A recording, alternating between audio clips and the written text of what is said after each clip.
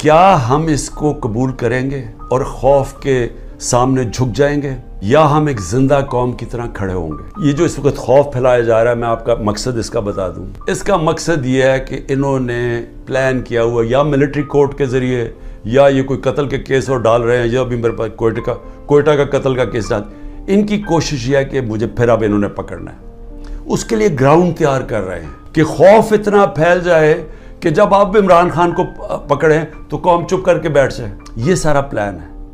میں صرف آپ کو کہہ رہا ہوں کہ میں تو تیار ہوں، میں تو تیار ہوں جیل کے لیے، میں تو ہر چیز کے لیے تیار ہوں۔ اللہ کے اوپر پورا اعتماد ہے، میں تو یہ اپنی ذات کے لیے کر نہیں رہا، یہ تو میرے اپنے ملک کے لیے۔ میں جب نکلا تھا آج سے 27 سال پہلے، تو میں تو جہاد سمجھ کے نکلا تھا، کیونکہ اللہ تو مجھے سب کچھ دے بیٹھا تھا۔ کیا آپ نے چپ کر کے ظلم ہونے دینا اپنے اوپر اور اپنا مستقبل ختم کرنا ہے، یا آپ نے پرامن احتجاج کرنا ہے اور سب نے مل کے کرنا ہے کہ یہ ظلم ہمیں قبول نہیں، ہم آزادی چاہتے ہیں، ہم حقیقی جمہوریت چاہتے ہیں؟ تو یہ تو اب آپ کے اوپر چیلنج ہے۔